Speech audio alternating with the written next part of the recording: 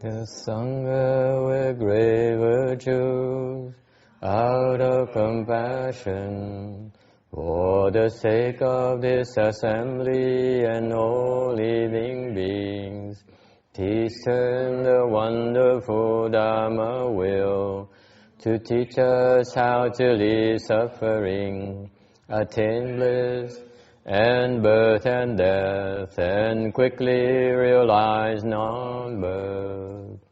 Cung thính đại đức tận thịnh, vì thứ pháp hội cấp nhất thiết chúng sanh. Tình chiến diệu pháp luân, giáo đạo ngã môn. Như há liêu sanh tự ly khổ đạt lạc, tốc chứng vô sanh. Homage to the Blessed, Noble, and Perfectly Enlightened One. Namo Saranto Suche Doye Olahudi San Miao San Puto Xie.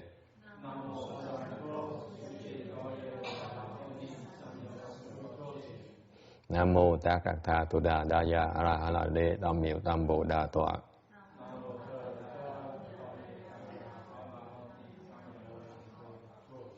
The unsurpassed, deep, profound, subtle, and wonderful Dharma, 100,000 million aeons is difficult to encounter. Now that I've come to receive and hold it within my sight and hearing, I vow to fathom the thus come one's true and actual meaning. Wu shang sheng sheng wei miao fa, bai jie wan jie nan zhao yu, wo jin jian wen de shou zhi, yuan jie ru lai zheng shi yi. O Buddhas and Bodhisattvas, Venerable Shenhua, Venerable Bhikshunis, all good noble advisors, Amitabha. Chư Phật Bồ Tát, kính thưa Hòa Thượng Kiên Hoa, kính thưa quý vị quý sư cô, quý vị thiện tri thức, A Di Đà Phật. Chư Phật Bồ Tát, chư Phụ Sang人,各位比丘尼，各位善知识，阿弥陀佛。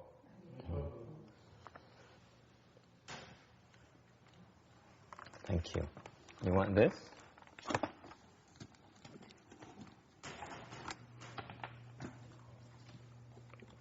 It looks small. I don't have to do it now. Listen to the lecture first. First things first. All right? Thank you. You can take it with you if you like. I'm in no hurry at all.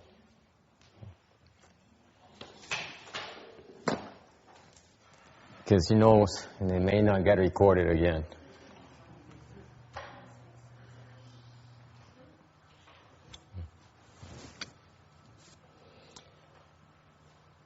And slide 197 of the Amitabha Sutra, tấm 197. Who's translating for Ruching here? Danny, are you translating? Is he doing a good job translating Ruching or not? Shall we fire him?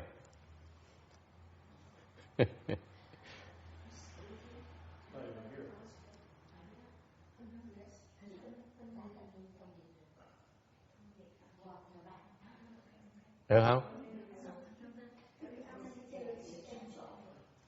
She needs translation.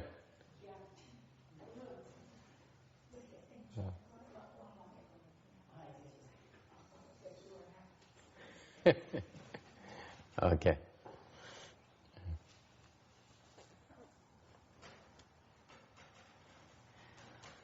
No, that doesn't seem right. That doesn't seem right. Okay. Response body.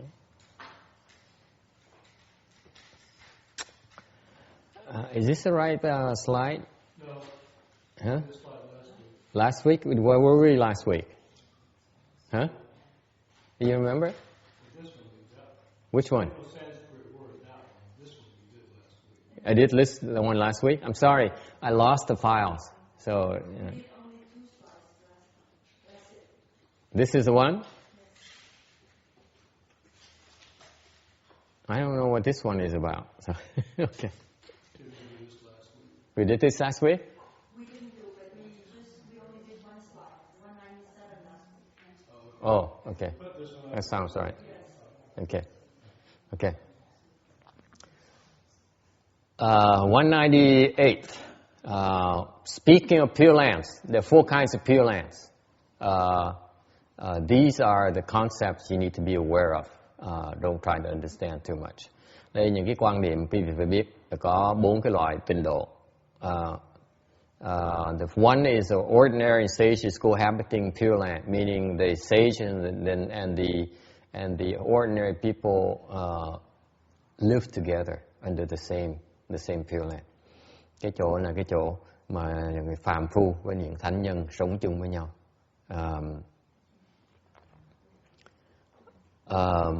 So it has both marks of purity and defilements. Thì trong cái cõi này vừa có vừa tịnh vừa bất tịnh luôn. And then there is a Pure Land of expedience of residues. Nó có cái gọi cái phương hữu tiện dư độ. That is the Pure Land where the two vehicle sages reside exclusively. Có một cái phương tiện hữu dư độ là cái chỗ mà các quý thánh nhân bên thanh văn họ cư ngụ, là những vị A La Hán, những vị Bích Chi Phật ở đó. Chỉ họ những cái người only the 4th stage arhats, by the way, and the Pratyeka Buddhas are allowed to be there. Chỉ có những người tứ quả A La Hán với những người Bích Chi Phật mới ở đó thôi. Tam quả vẫn chưa ở đó được. So, for example, 3rd stage arhats are not qualified to be there. Okay. Number 3, actually reward without obstructions, Pure Land. Thật báo vô chướng ngại độ. This is where the Bodhisattvas live exclusively. Ở đây là những cái vị Bồ Tát mới tới được thôi. Meaning that these are the first ground Bodhisattvas and higher. Tức những cái vị mà sơ địa Bồ Tát trở lên mới được tới đây. And finally, the permanently bright and still and bright Pure Land, that's the Dharma body. That's where the Buddhas are. Only the Buddhas are. Not even Bodhisattvas are allowed. Rồi cuối cùng, cái thường tịch quang độ là cái chỗ mà chỉ có Phật mới có thôi. Những Bồ Tát còn tới đó không được nữa. Alright? Any questions?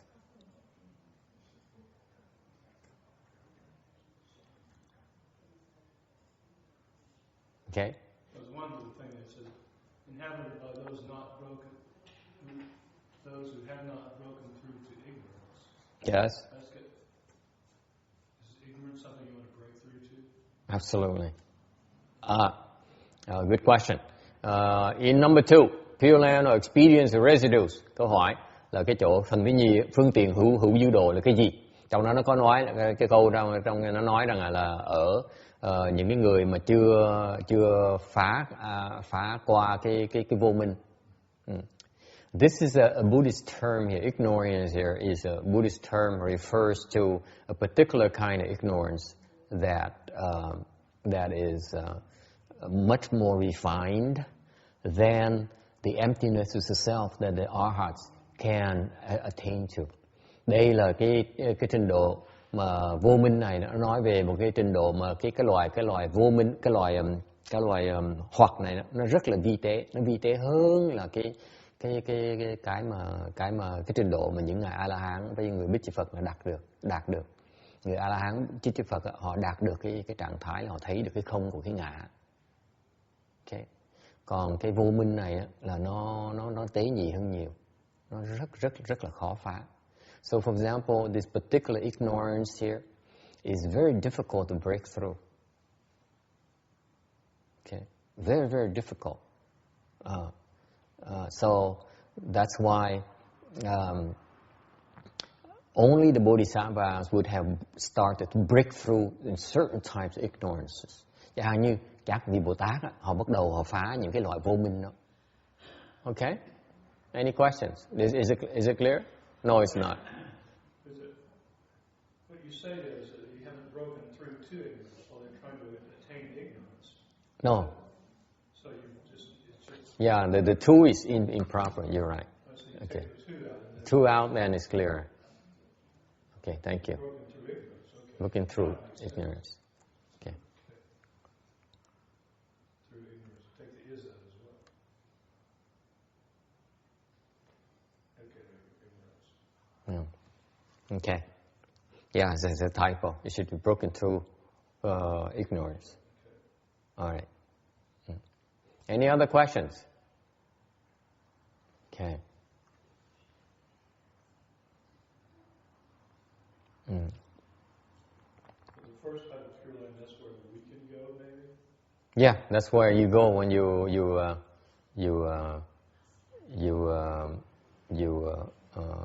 reborn. I mean, you particular personally, yeah, that's where you go, hopefully. Không phải cái là tịnh độ đầu tiên là cái phải mình đi tới không? Nó đúng. Thường những cái người như mình là phàm phu như mình tới đó là mừng lắm rồi. You make it there,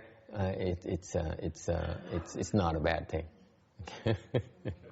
It's a lot better in here, a lot better, so much better actually. Okay, anything else? Okay. Speaking of pure versus defiled.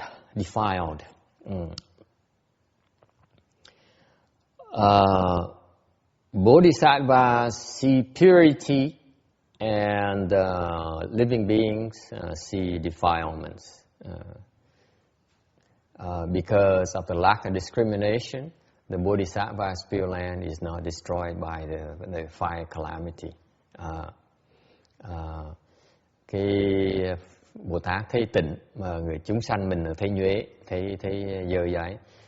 Vì người Bồ Tát người ta không có cái óc phân biệt nữa, thành ra cái tịnh độ của Bồ Tát á, họ không bị cái hỏa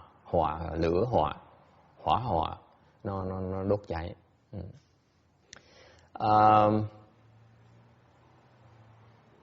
The Western Bliss Pure Land is created by Amitabha for the express purpose of helping people get reborn to Pure Land a lot easier. Cái Tây Phương Cực Lạc, cái cõi mà Phật A Di Đà tạo ra, cố ý tạo ra để mà giúp chúng sanh được vãng sanh dễ hơn. Whereas in the Saha world, Shakyamuni Buddha created the Saha world.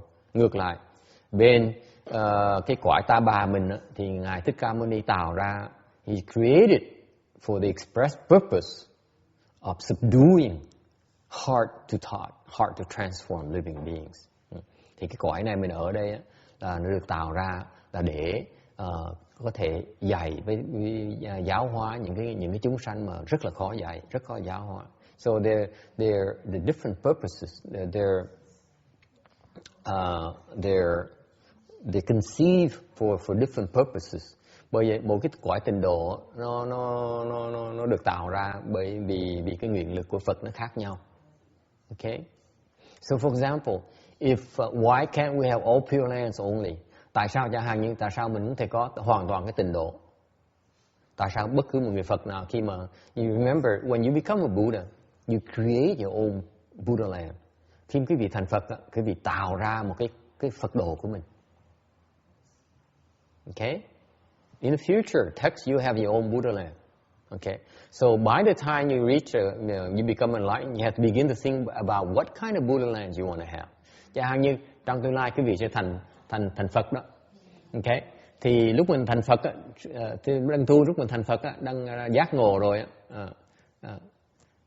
When you about fourth ground Bodhisattva or higher, 4th to 7th, I don't remember exactly. Cái từ tứ địa cho tới thất địa cỡ đó thì bắt đầu tạo cái tịnh độ của mình. You begin to actually create your own Buddha land through your cultivation. Những cái ngài mà từ tứ địa cho tới thất địa, họ bắt đầu họ tạo cái Phật độ của họ rồi. It's being formed while they cultivate. Okay?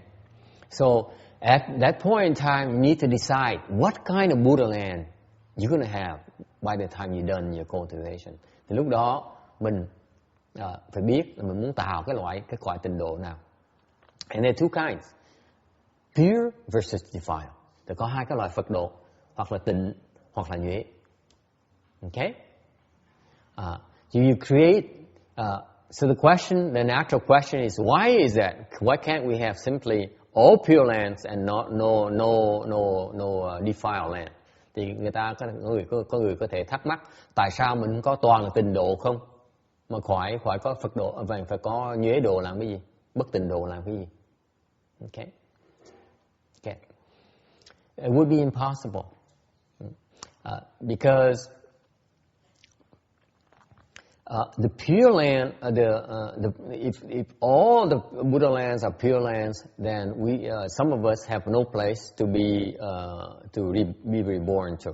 Chẳng hạn như nếu như tất cả cái Phật độ nó đều là tịnh độ hết á, thì một số lớn chúng mình là không có chỗ để mà luân hồi. Okay, we have no place to reincarnate. Okay. Yes, question. Well, you have one that's not totally pure, but still more pure than this one, so it doesn't have any calories. Okay. Good question. Thắc mắc là hỏi có cái tịnh độ nào mặc dầu nó có một cái Phật độ nào nó không phải là tịnh, nhưng điều ít nhất nó không có cái khổ, chẳng như cái địa ngục này, cái cõi này có địa ngục nó hơi phiền một tí. It's true, isn't it, that this Pureland here has something called the hells, which is a big problem. Yeah, big problem. Cái cõi này nó có cái địa ngục á, nó hơi vấn đề, nó hơi phức tạp, nó hơi khó khăn một tí. Làm sao cái chỗ không có địa ngục? Of course you can have a Pureland where there's no hells at all. Đương nhiên là có được, right? You agree with that? Is it possible to have a Pureland where there's no hell at all? Is it? Of course it is. He says, when I become a Buddha, when you can have your Pureland could be like that text by the time you become a Buddha. He says, in my Pureland, I hate hells. I allow animals and ghosts, but no hells. Absolutely. And you only have 2 evil paths instead of 3. Thành ra như cái ông này, ông da trắng này, ông muốn cái cõi Phật độ, ông có địa ngục á, thì lúc mà ông tu đó, ông phát nguyện đó là cái cõi Phật độ của tôi á là chỉ có ngạ quỷ mới có súc sanh thôi, chứ hoàn toàn không có được có địa ngục. Okay, that's very possible. Okay, then you won't be able to save me. Nhưng mà nếu như vậy á, thì ông cách nào ông cứu tôi được hết á. Because most monks and nuns, we end up falling to the hells.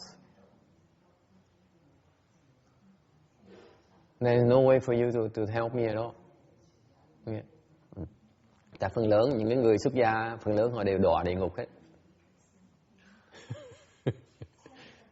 It's a sad fact. Most of us will fall to the hells. No two ways about it. Huh? 再一次，第一门前，哎呀，聽不懂。Yes, it's lots of us down there. There's so many. If you go down there at all, you see mostly monks and nuns being tortured to death. Đó là sự thật á. Cái này là cái vị xuống địa ngục thấy toàn là tăng với ni đang bị hành hạ, đang bị tra tấn, khóc gào thét khổ sở kinh khủng vậy sợ. I know it's a bad advertisement for our profession, but what can I say? Sự thật thực tế nó hơi phũ phàng một tí. So if you choose not to have the health, then you cannot help the health beings. Tại vì nếu mình có cái Phật độ, mình không có cái địa ngục á, thì mình có thể giúp được những chúng sanh trong địa ngục. You see? Alright.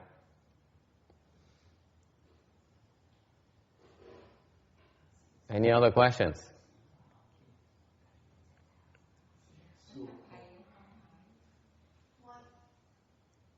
Yes.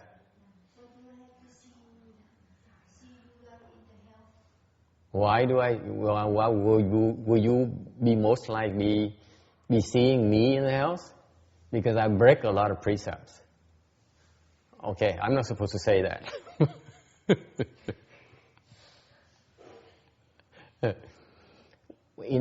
This is very well documented in our Vinaya.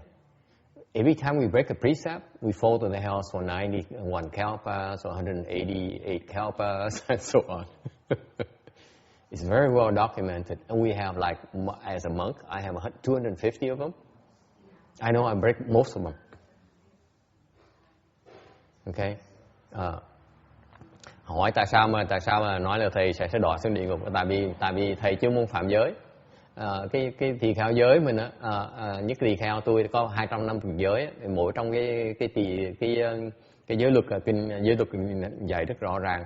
Mỗi lần mà phạm một cái giới á, mình đọa được 91 kiếp, 91 kiếp dưới địa ngục á. Mỗi lần, for example, I give an example. Okay, this is why Diễn Huệ Pháp Sư is very careful about it. Okay, for example, bởi mấy sư cô ở đây cô cẩn thận lắm. Tại như vậy, chẳng hạn, for example, let's say you invite us back to your house and offer lunch, make a lunch offering. Okay, this is not a suggestion. Okay, this is not a hint. Chẳng như quý vị thỉnh các thầy cô về nhà mình để dùng cúng đồ ăn, cúng bữa ăn. Okay. And you spend a lot of time preparing the food, and you bring up the most exquisite food from you can get, and then you offer some wonderfully recently freshly squeezed orange juice. Okay. Chẳng hạn như thỉnh quý vị quý cô về nhà, xong rồi dùng trưa cúng dường đồ ăn, xong rồi cho đồ ăn rất là ngon, cúng đồ ăn rất là ngon, xong rồi cúng dường một cái ly nước cam mới vắt ra, cam tươi mới vắt ra. Okay, and you offer it to me, and I take a sip. I take 10 sips, for example. Xong tôi uống 10 lần. 10 hớp, đúng không? Một ly nước uống 10 hớp. What happens to me? Tôi phạm được 10 lần. I break precepts 10 times. Each time, what is it? 91,000 kalpas for each of these infractions. Một lần mà muốn một hớp như vậy là bị đọa xuống địa ngục 91.000 năm. Đại khái như vậy, 1.000 kiếp. Thành uống xong một ly nước cam một cái, uống là cái cơ thể mình nó khỏe ra. So after I drink that orange juice, glass orange juice, I feel so much better. My body feels so much better. Okay? But in the future, I have the seeds to fall to the hells for 910,000 great kalpas, approximately. Why? Why? I don't know. That's what the Buddha says. I'm not supposed to drink orange juice like that. No. What would you do to prevent it from happening? What's the Dharma? I think the other way, Mr. Carson and I explained to me about the precept. No, that's okay. That's okay. Because they need to understand that, because they when they invite us over to their houses, there are things they need to prepare for. I think the other way is just before you drink and you let person do something first. Yeah, you purify that. You purify it. We cannot do it ourselves. Because, for example, the Buddha is so precise. Phật dạy cái pháp này rất là chi tiết. For example, there's a dharma that we are not supposed to drink orange juice, fruit juice like that.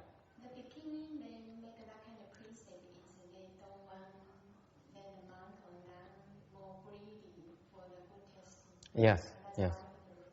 Because orange juice, freshly squeezed orange juice is very nice. Very good for your health as well. So there's a dharma for that. For example, the very bhikshuni here, I'm not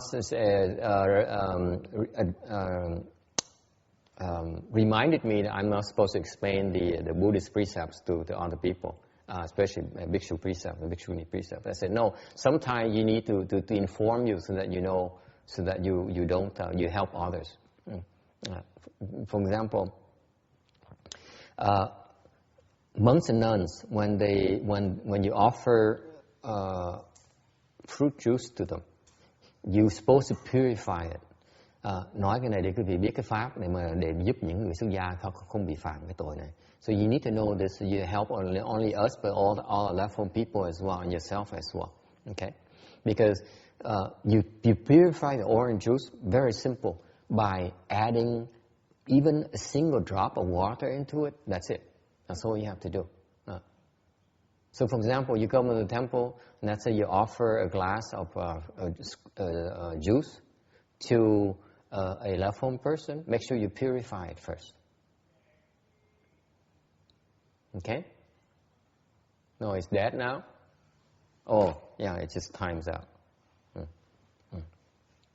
That's the thing. Make sure you things like orange juice or honey, you need to have a little bit of water to purify it. Okay? Thành ra dạng như những cái nước mà nước trái cây hoặc là có mật ở trong á, là phải để một tí nước ở trong á, là làm nó tịnh. So that you purify it, then when we drink it, we have no problems. That's the Dharma. Okay? Cái pháp người tu hành là như vậy đó, là phải xài như đó. Người Việt Nam có làm cái đó phải không? Okay, the reason I bring it up is because the Vietnamese don't do that. Chứ cô đâu có làm đâu phải không? Mỗi lần mà quý vị mà tới cúng hòa thượng đó, see every time all these Vietnamese ladies they go and offer a glass of orange juice to the hở sáng, Vietnamese hở sáng, that's what they do to them constantly. Quý vị mà tới mà cúng một cái ly nước cam cho hòa thượng đó là quý vị đang giúp hòa thượng đọa xuống địa ngục. Nhớ sợ như vậy đó.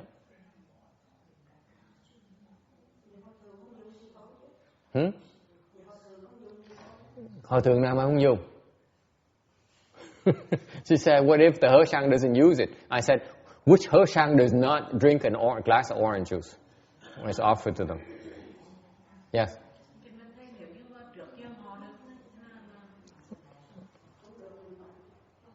Bất cứ giờ nào, những cái đồ trái cây, ly nước như vậy, có mật ở nước hoặc là trái cây hoặc là mật là phải làm tình nó mới đụng được.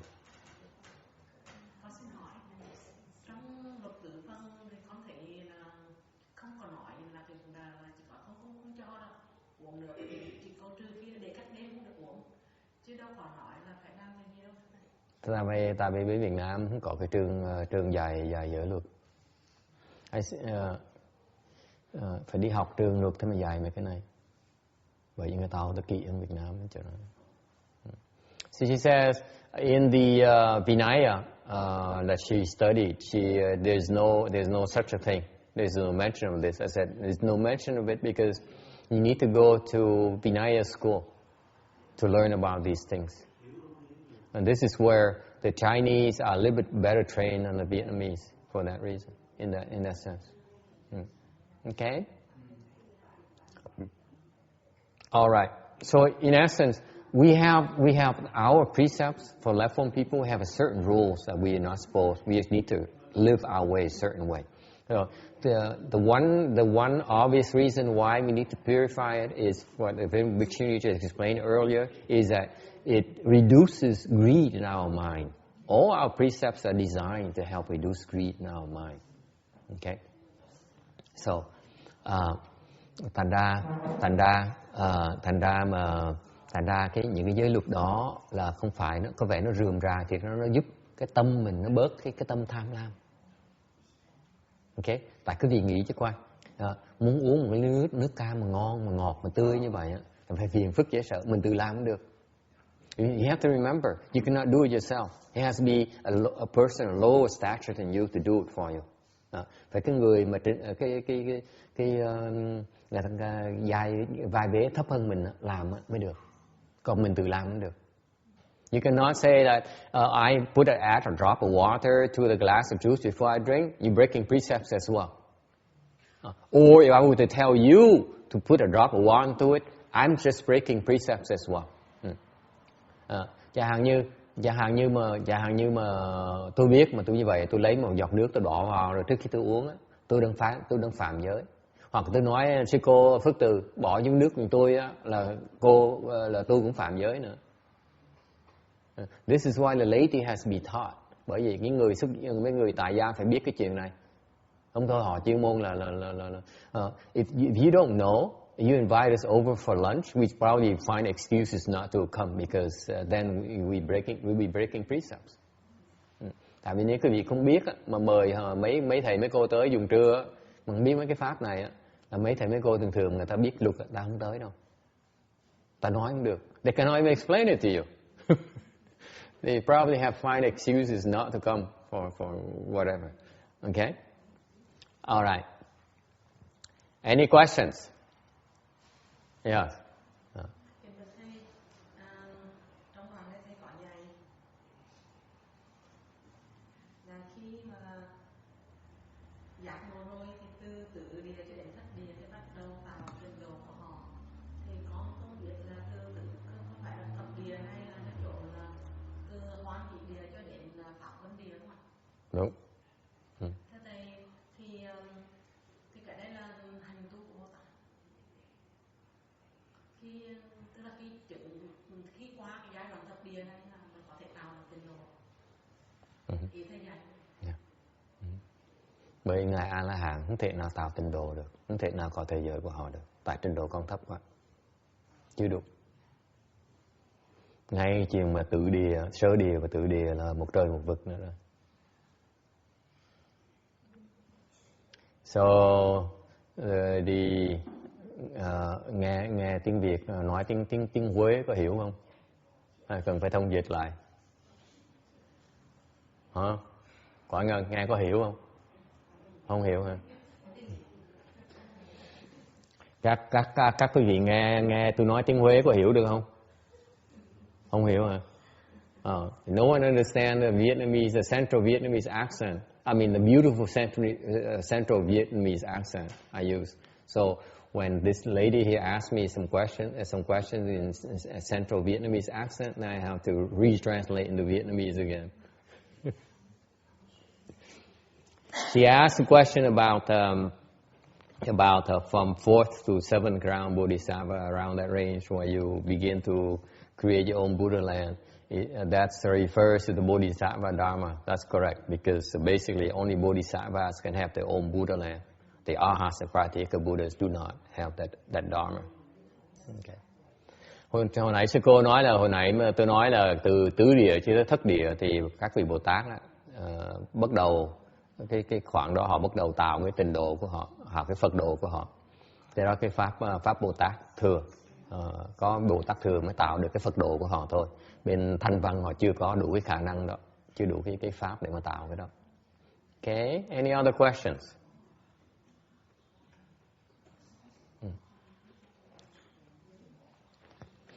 All right. So moving on, 200. I think we were at 200 the last time. Now I remember. Because somebody asked about this. Asked about principles, wisdom, and conditions, and so on. Okay. So anyway, sorry we went over that. Mình nói lại thêm một lần nữa. Shall we go over this or shall we skip to 201? Basically, Buddha said 3 bodies: Dharma body, reward body, response body, depending on what he needs to do. Đại khái, Nhà Phật có 3 cái thân. First of all, his Dharma body is what he is normally. Cái pháp thân là cái thân thường, thông thường của Phật. And then when he needs to teach Bodhisattvas, được khi mà Phật mà cần dạy cho Bồ Tát, okay, thì Phật Ngài hóa ra cái báo thân để mà dạy cho Bồ Tát. Then he manifests a reward body to teach bodhisattvas.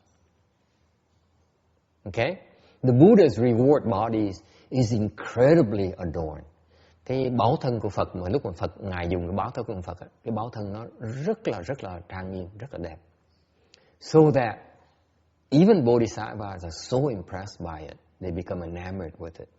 Thì ngay những Ngài Bồ Tát đó, mà khi thấy cái báo thân của Phật đó, phải mê luôn. Just like us here, like Tex, when he sees a gorgeous lady, he falls in love. Same thing, bodhisattva, same exact thing. They see the Buddha's reward body, they're so impressed. They say, this is what I want to be, just like this. No. That's why that's how the Buddha teaches bodhisattvas. Because bodhisattvas are very, very difficult to impress. Thành ra cũng giống như cái ông da trắng này, tôi đùa với ông, nói là trường hợp mình giống như là ông mà thấy một cái cô phụ nữ mà đẹp, xinh đẹp một cái là ông mê là chuyện thường. Thì Bồ Tát cũng vậy. Bồ Tát mà thấy báu thân của Phật là mê tít thổ lọt, mê dễ sợ lắm. Thành ra thấy cái báu thân của Phật là muốn thành Phật, tại đẹp quá đi, đẹp và trang nghiêm quá đi.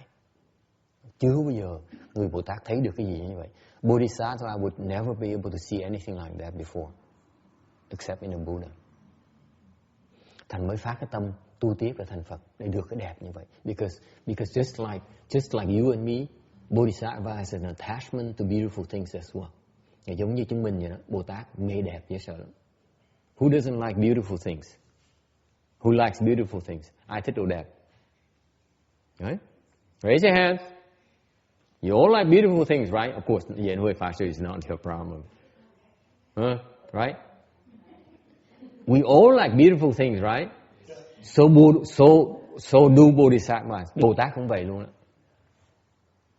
Bồ Tát mê đẹp dễ sợ lắm. Bồ Tát cũng rất là mê đẹp. Bởi vậy. So Bodhisattvas too are very enamored with beautiful things. That's why the Buddhas, when they teach Bodhisattvas, need to manifest a reward body. Thành Phật biết như vậy. Mỗi lần Phật mà tới dạy Bồ Tát á, phải hiện cái báo thân ra. Bồ Tát thấy một cái là mê ngay lập tức, là lắng tai mà nghe. Okay? And then, for the rest of us, who cannot tell reward body from just any body, and the Buddha manifests whatever body we're able to understand. That's called a response body. Ngược lại, cái người phàm phu như mình, trình độ thấp quá đi, mình không biết đẹp hay xấu, nó cũng giống nhau, gọi như vàng nó cũng giống nhau hết. Vàng 24 carat, 18 carat, đủ tôi nó giống nhau hết. For example, to me, I look at 24 karat gold and 18 karat gold, it's the same to me. Okay?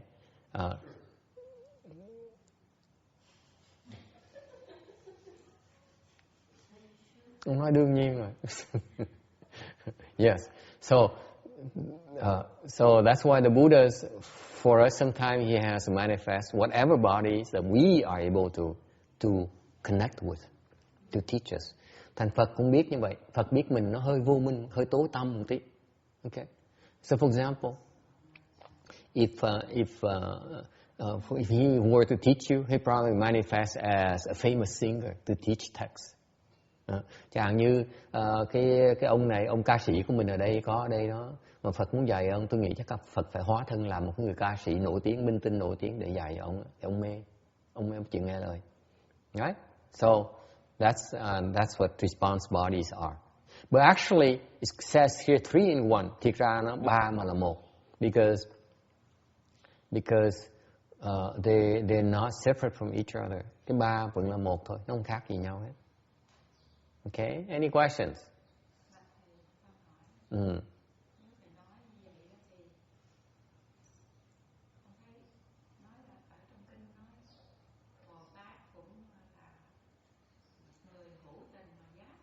Thì cái người phàm phu á, thì họ sẽ chưa có giác thôi, nhưng mà thì cái mê thích thì giữa Bồ Tát và phàm phu thì ai cũng muốn thăng hoa, thích cái mà đẹp hơn ở trong cái chân thiện mỹ. Còn ví dụ như mấy vị Bồ Tát mà thấy quá thân Đức Phật thì mê như vậy, thì chúng sanh nó thấy cũng mê vậy. Cũng như có những vị ở đây chúng con thấy thầy ngồi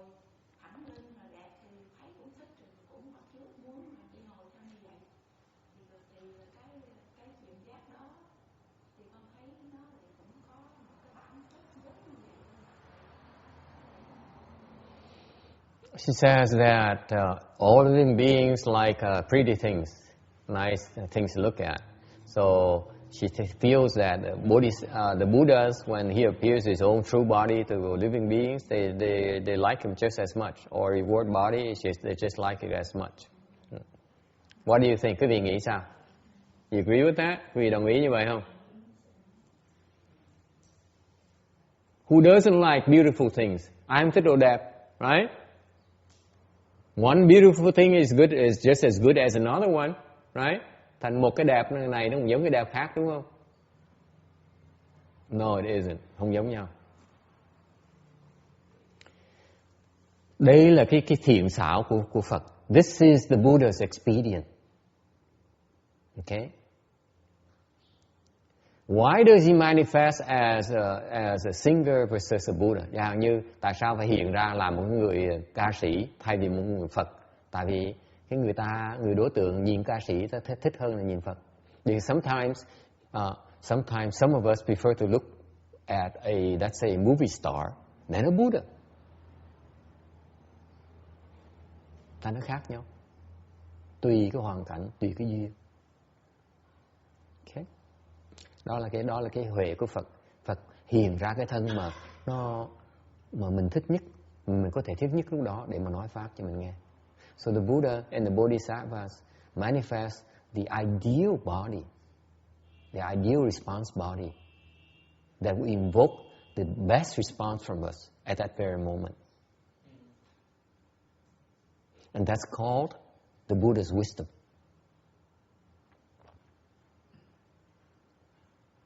Okay? What kind of wisdom is that? Cái loại huệ đó là loại gì? Có ai biết không? Anyone knows what kind of wisdom is that? Anyone? Buddha has 4 wisdoms. That's one of the 4. Đó là một trong 4 cái huệ của Phật. The wisdom of task completion. Okay? Trấn所做的智慧. Là cái huệ mà nó thành tựu cái việc mình phải cần làm. Okay? All right. Any other questions? Okay. 201. This Buddha called Amitabha. Phật hiệu là A Di Đà. So Amitabha is basically a transformation body in the land, Pureland, ordinary sages cohabiting. Thì cái A Di Đà này là chỉ là một cái hóa thân của Phật trong cái cõi phàm thánh đồng cư tịnh độ. But to the Bodhisattvas and to the other Buddhas, he's also a reward body and a Dharma body. Nhưng đối với những vị Bồ Tát á, okay, thì vừa là hóa thân, vừa là báo thân nữa, và những vị Phật khác này cũng là pháp thân nữa. Okay. So for example, yesterday we had a staff meeting, and the Venerable Bhikshuni here says, I've been here for a month now, and every time I listen to the Dharma lecture, I saw 4 people. Dạng như ngày hôm qua chúng tôi có cái buổi họp của mấy tăng ni, xong rồi sư cô Du Hệ nói là tới đây cả tháng rồi, nghe thầy nói pháp, mỗi lần nghe thầy nói pháp mà thấy có 4 người tất cả. Okay, the same concept. Okay, she looked at me and she saw 4 different kinds of people. Thấy 4 người. I don't know what those are. Tôi không biết cô nói ai hết á. Tôi 4 người là ai cô hả? Tôi quên rồi. Okay. 4 người nào? Cô thấy cái gì? Yeah. Tôi nói cho biết là người ta đừng tưởng lầm là cô điên đâu. Người thứ nhất là ai? Có 4 người khác nhau, 4 cái tướng khác nhau. Là tướng nào?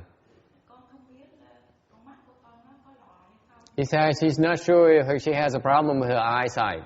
Okay, she probably does.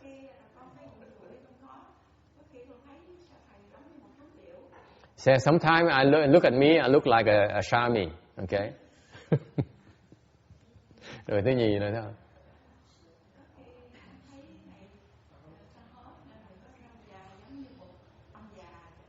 A very old man, very skinny old man. Okay, starving old man. Okay, rồi thứ ai nữa?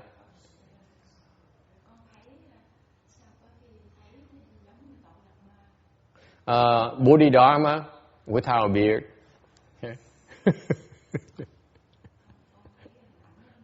Hả? Có 3 gái nữa hả? Còn gái nữa mà. She forgot the fourth one. Okay. That's what happens when you don't have enough food to eat. Thường khi mà ăn không đủ, nó bắt đầu mắt nó hoa như vậy đó.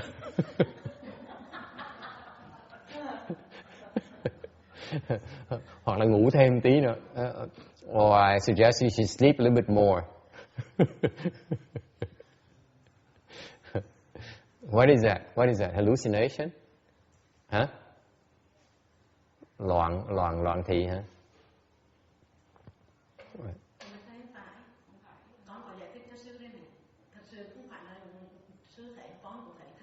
Huh? This is alarming. She says, me too. I was about to come up with some kind of excuse, but now it's two of them who are crazy.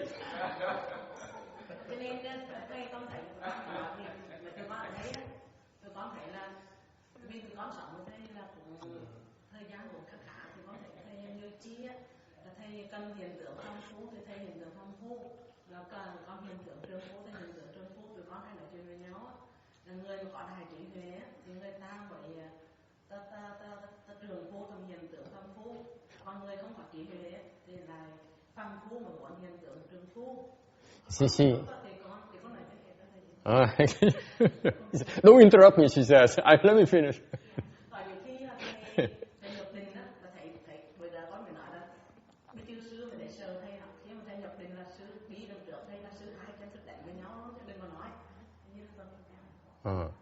She has much better explanation than I can come up with.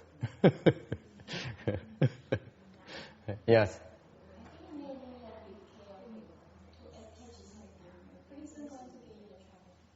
Yeah. Cô nói là có thể hơi chấp trước nơi á, thành ra có chừng đó. That's my explanation too. Tôi cũng giảng dạy như vậy đó. She said that she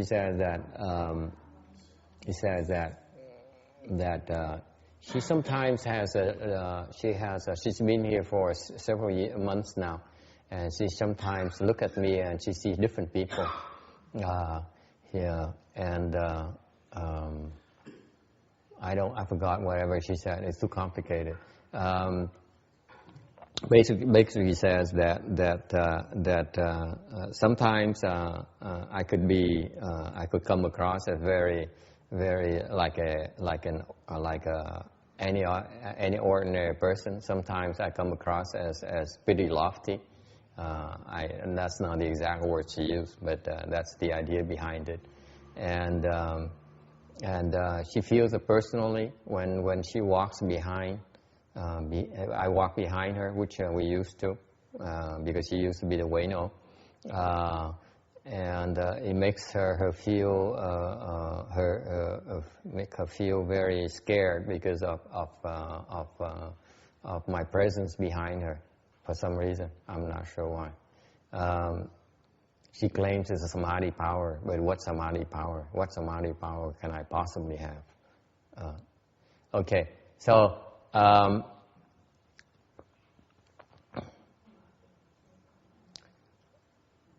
Actually, it's pretty good.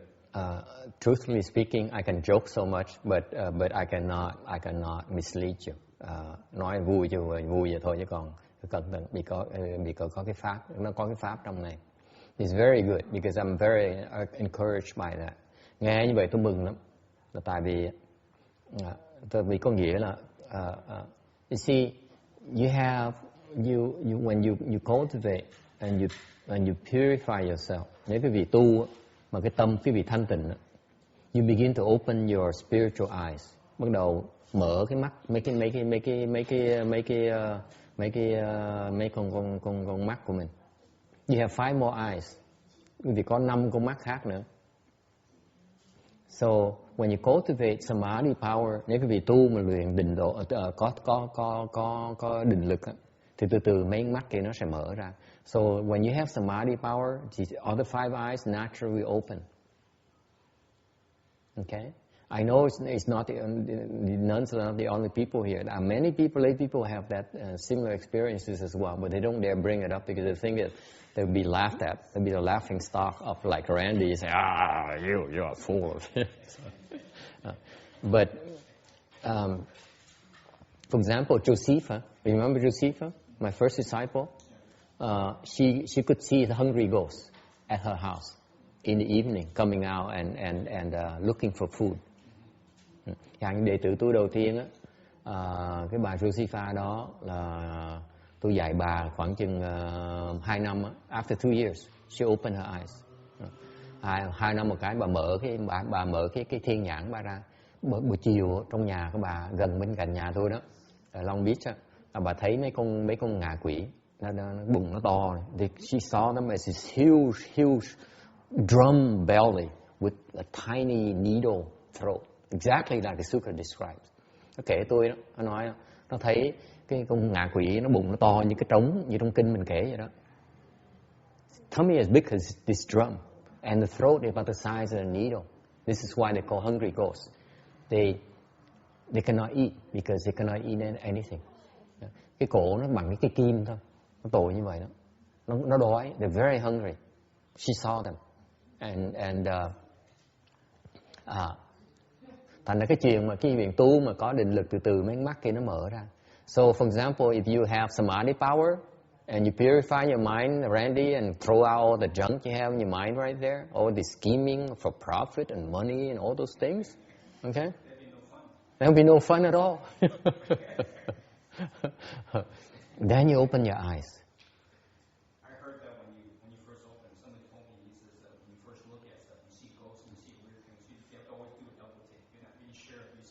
Yeah, that's right. That's right. This is a lot of ghosts. This is more ghosts than humans. Yes, they're everywhere. Yeah. They're right here as well. Right now, here today. It's just next to you. Want to see them? Thành cái chuyện thông thường lắm. Thành là chuyện mà khi mình tu, mà cái tâm mình thanh tịnh á, từ từ mắt nó mở ra. You see, you open your spiritual eyes. It's normal. So when they enter samadhi and the mind become purified, they have these flashes, these eyes open and shut, open and shut. Thành quý vị khi mà tâm quý vị đang nhập định mà khi tâm quý vị thanh tịnh đó, mắt nó mở ra xong nó đóng, mở ra nó đóng, mở ra nó đóng. Thành lúc thấy cái nó biến mất, đúng không? Thấy cái mất ngay, thấy cái nó mất ngay.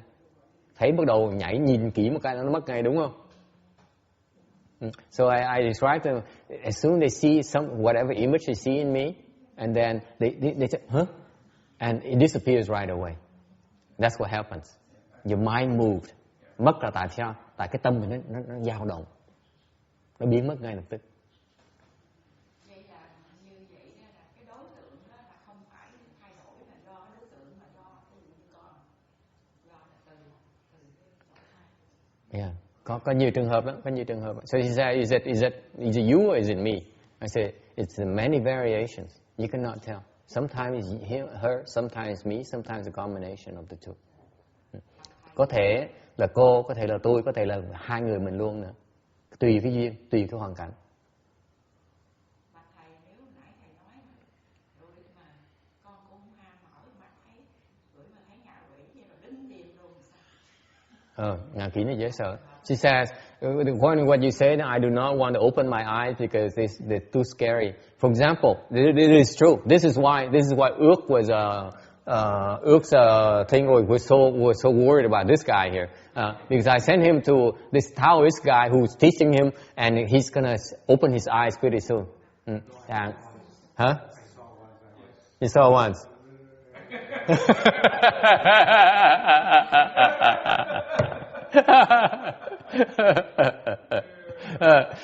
Ok, tại vì tôi gửi học trò tôi tới một cái thầy thuốc, ông Thức đó, ông truyền cái pháp liền công.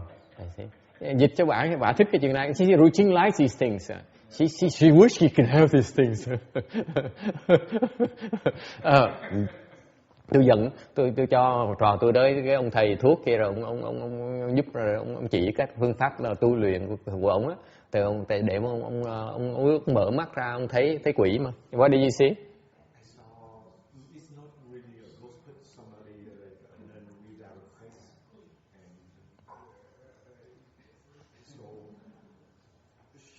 A nun without a face? Look like a nun with, you know. Okay. And then she has a cadaver behind her. A what? Sack.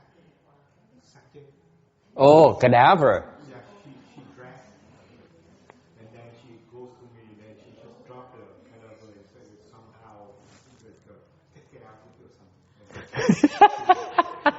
Eat it, right? Your turn. Bite it. Have a taste. You know what that is? I don't know. I heard about those kind of ghosts. This is the worst kind of ghost you can see.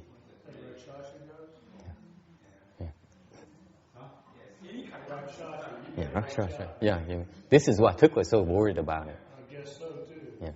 Because when you can see them, I think they can start to see you too. It's both ways.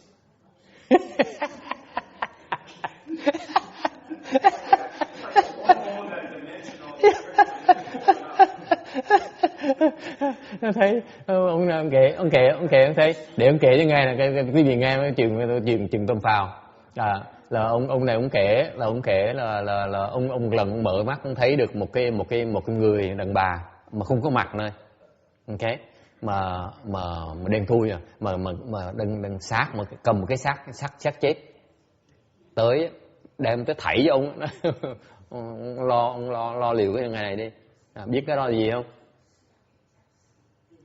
Quỷ la sát.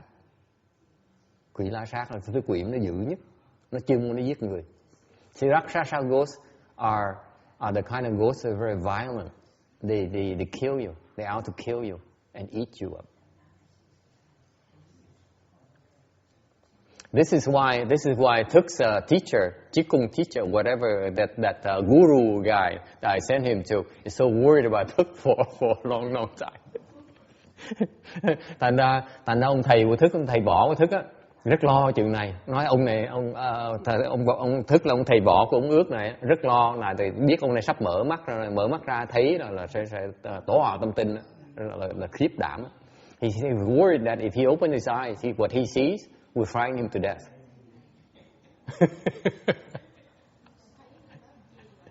Huh? He said, why do you have to look at them for? Nhìn nó làm cái gì? Okay.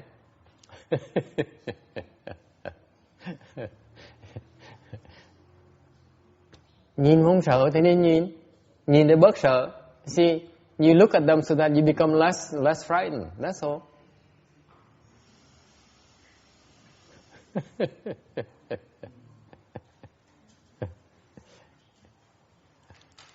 Okay, I think we may have lost some people. We're looking a bit too much for some people.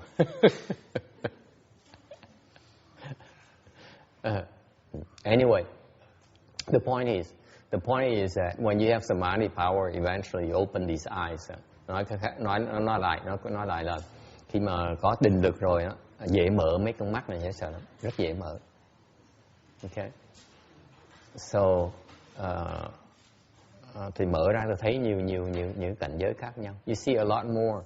See, the reason opening those eyes is important. Lý do mở cái mắt nó quan trọng chỗ nào? Không phải vì sợ nha. The main problem, main drawback is your fear, because it's very frightening for some people.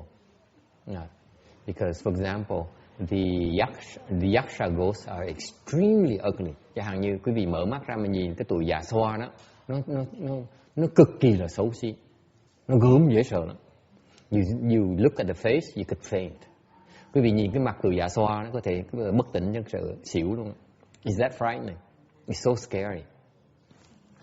So you're lucky in that the lack of faith that that woman, the Rakshasa ghost is not that ugly. She's very pretty.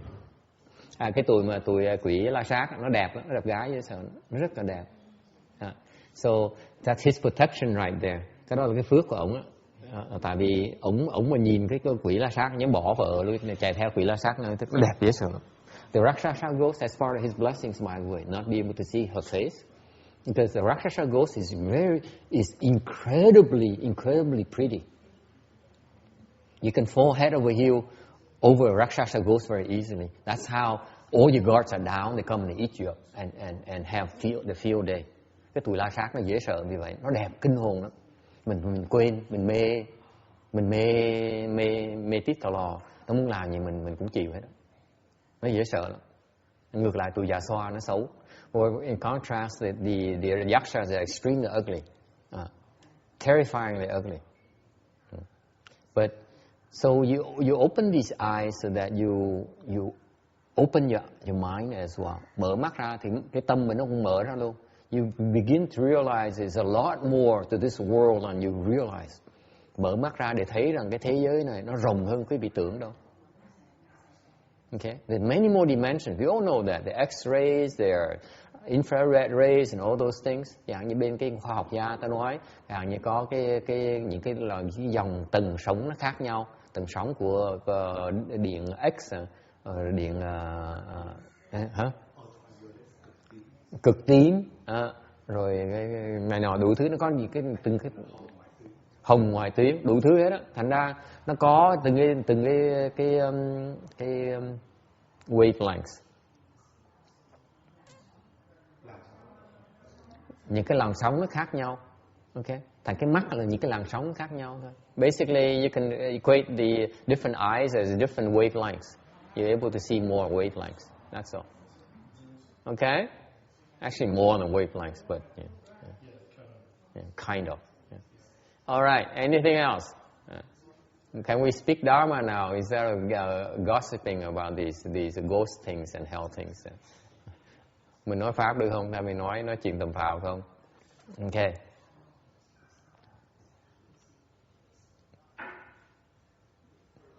Khi mình mở mắt ra như vậy thì mình bớt cái chấp trước. Thành mở mắt nó quan trọng. So seriously, opening your spiritual eyes is important because it frees you from a lot of attachments and makes you a lot more receptive. Okay?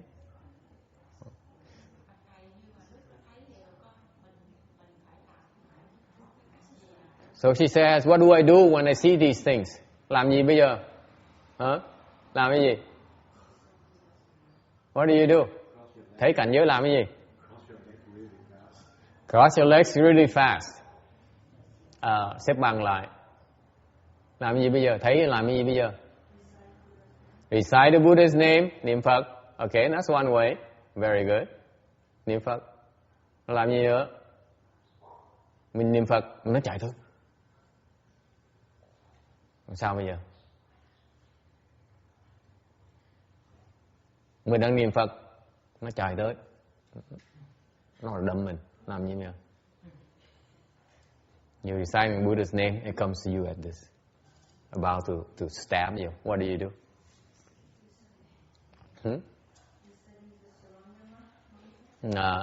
Tụng chú Lăng Nghiêm. Nobody won't stop him. You cannot stop him. Tụng chú thôi chứ con nó không chặn nó không được đâu. Sao? What do you do?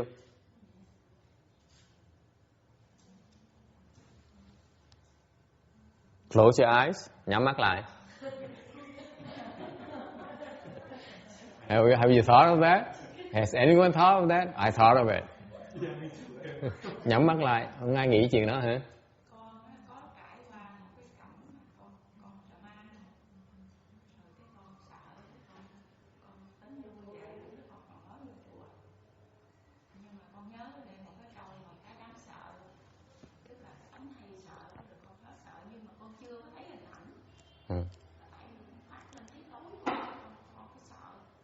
What do you do?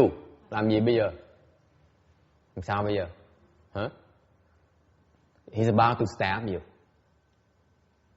What do you do? Mình mở mắt ra thấy nó sắp đâm mình, nó làm gì bây giờ?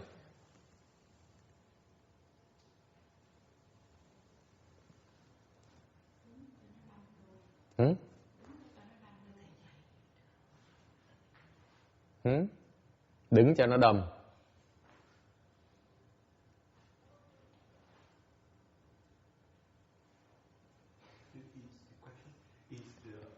If you don't think about it, is it kind of the same analogy as closing your eyes but closing your thought?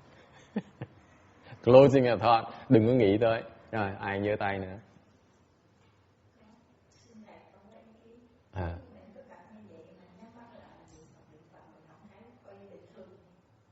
Nếu sắp đâm mình nhắm mắt là cũng đâm được, đâu có cấm.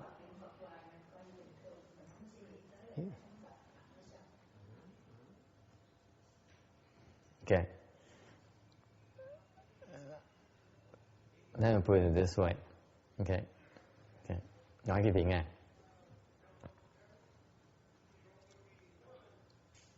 If he can harm you, nothing you can do. Nếu nó có sức nó hại mình làm không được. Mình niệm Phật, niệm chú nó cũng vậy thôi. Think about it. Nếu nó mà mạnh hơn mình, if he's stronger than you can recite the Buddha's name until you're dead. He can still get at you. That's why Kung Fu is very important. Bởi cái công phu nó quan trọng. Okay?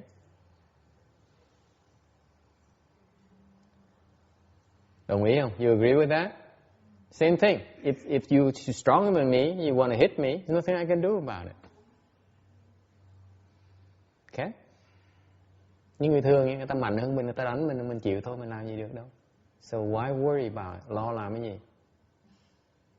Right? Nó muốn đánh thì nó đánh thôi. If he wants to harm you, he's going to harm you. On the other hand, if it's only a hallucination, okay? Ngược lại, nếu cái đó chỉ là một cái giả tưởng thôi đi, what happens? Nothing to worry about either, right? Không cần gì phải lo nữa. So, either way, you don't do anything. Hoàn toàn không làm gì hết. Cô nói đúng. Không làm gì hết. Đứng cho nó đánh. Để yên cho nó muốn làm gì nó làm. You don't do anything. Is it clear? Because either way, there's nothing you can do. What you are doing anything at all is useless. Thành ra, làm hay không làm, nó hoàn toàn nó vô ích. The purpose of that is that manifestation is to make you move your mind.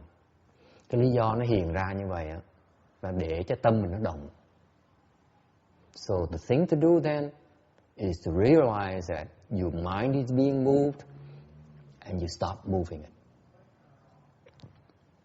Tại lúc đó là cái lúc cho mình nhớ rằng là nó hiện ra, nó làm tâm mình động. Mình biết tâm mình động, mình phải chặn nó lại, đừng cho nó động nữa. Mình chỉ làm chuyện đó thôi. You only not allow your mind to move. If it moves, you calm it down. Nếu cái tâm quý đã dao động rồi thì lắng nó xuống lại. That's how you deal with it. Đó là cách đối phó với nó. Is it clear? You don't do anything. You look at yourself.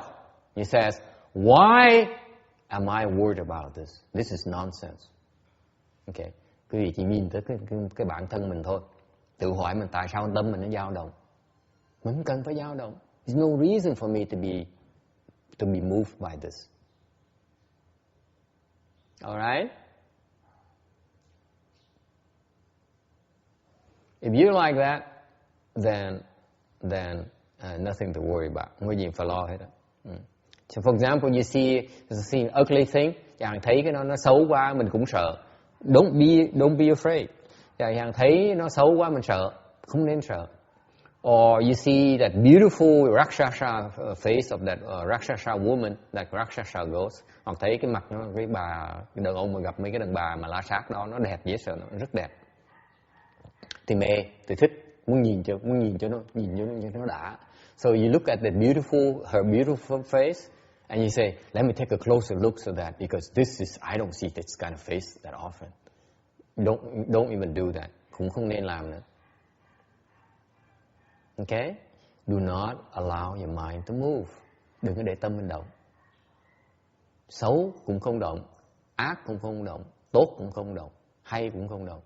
Whether it's good or bad, pretty or ugly, you still don't move. Because you're like that, it comes and goes quickly. Nếu như vậy, nó tới, nó sẽ đi rất lẹ. If your mind moves, nếu cái tâm quý vị động, nó sẽ ở lâu hơn. They linger a lot longer.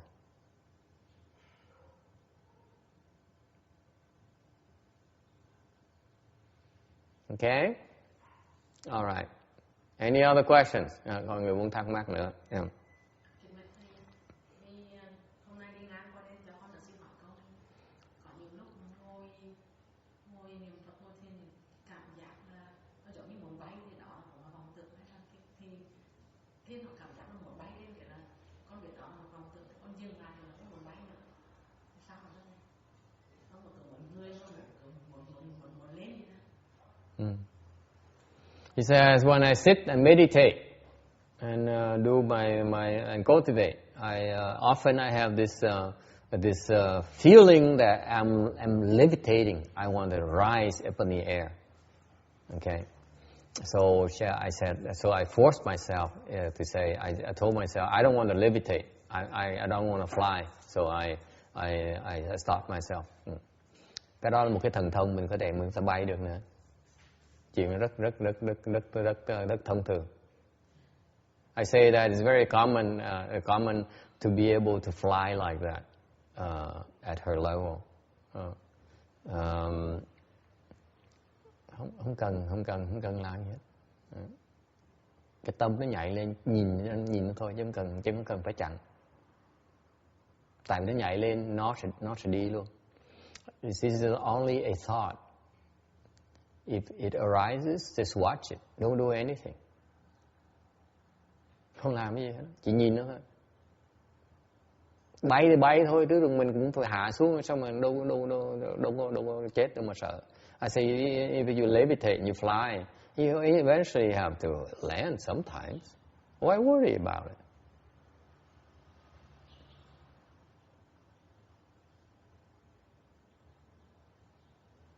It's not nonsense. This is true. Cái chuyện thông thường lắm. Tới một cái trình độ nào đó bay được luôn nữa. I know this. I'm getting deeper and deeper into this. Okay.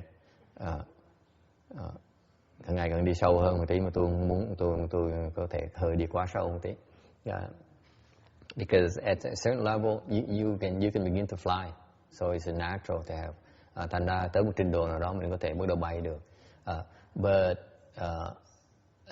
before that, từ trước đó, basically it's a false thought. Từ trước đó là cái vọng tưởng mình thôi. Mình thực chưa bay được đâu. Okay. But eventually you will. Trong tương lai cô sẽ bay được. Đừng có lo.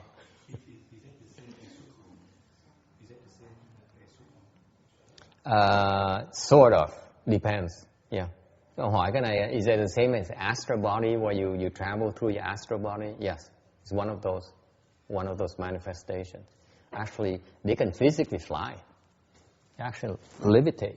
You see though, I see the picture of my master, my kung fu, my martial arts teacher. He took a picture of his Korean colleague who actually levitated. So that's all they do. They learn to levitate to impress people. Hồi trước tôi học theo thầy võ tôi, ông đó là trình độ rất là cao. Thì ông nói, ông cho cái hình đàng hoàng, chụp cái hình đó, trong cái sách võ đó, hình một cái người thầy mà nó ngồi xếp bằng, mà nó bay bổng lên không. Họ chuyên môn gọi là khinh công của họ mà, họ bay như vậy đó. Okay. Okay. Anyway, we're way off the tracks. Okay. Okay. Take everything with a grain of salt. Bất cứ chuyện xảy ra mình nhìn thôi, đừng làm gì hết. Okay? Because each person is different. Mỗi người cái hoàn cảnh nó khác nhau. For example, Ước here has an interest in seeing. Như ông Ước này, Ông thích nhìn. Maybe he likes to look at women or something. I don't know. That's why the Rakshasa ghost came to him. You're not going there. Okay. Chẳng như chắc ông thích nhìn mấy cô phụ nữ, thành ra bởi cái con quỷ la sát nó tới nó hiện ra cho ông thấy. Okay. But for example, Amy, như cái cô Amy đó, or what's your name again, Shorty? What's your name again? Oh, Roberta. Okay.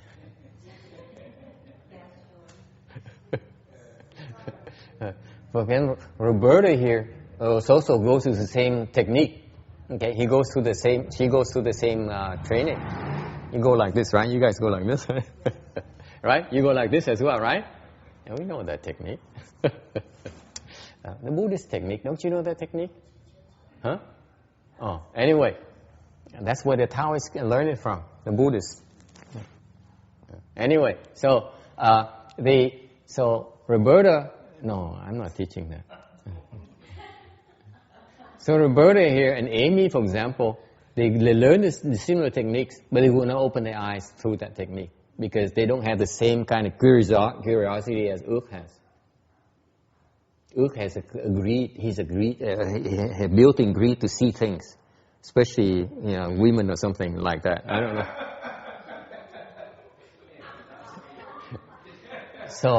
So because of his blessings, it's used channeled towards in that direction.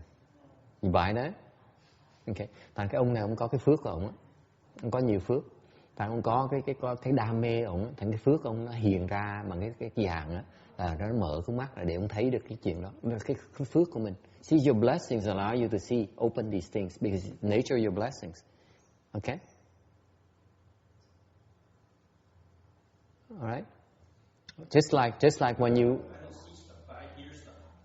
yeah, you're different. You just hear like somebody talking to you, and then like, it like heavily here, and then you stop and there's nobody over there. I heard it like last couple of weeks. I've been hearing it a lot. It's like weird stuff. Yeah, me too. I hate that. You know why? Because and in a lot of usually it's like they're trying to tell you something, but that it's not a whole sentence, like maybe 4 words, and you get. And as soon as you pay attention, it's gone.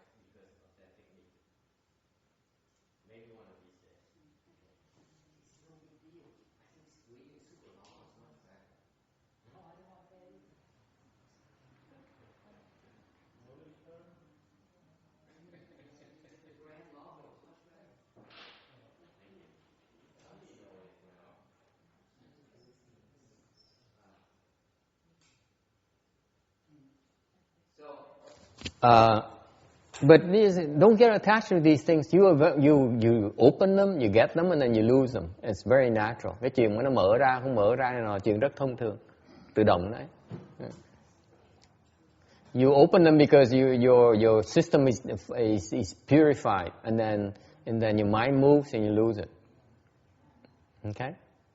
Cái tâm mình nó thanh tịnh, nó mở ra. Khi mà tâm mình nó động một cái nó mất. Alright? Alright, any other question? Bây giờ Quả Ngân biết làm sao mở thần thông rồi đó. Now Gojin knows how to have spiritual powers. You guys better watch out. Mama is going to have spiritual powers pretty soon.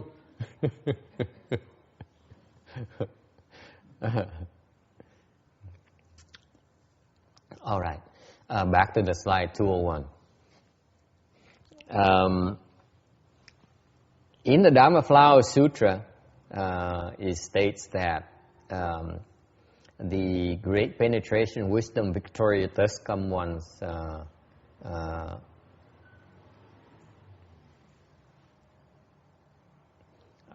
has 16 princes.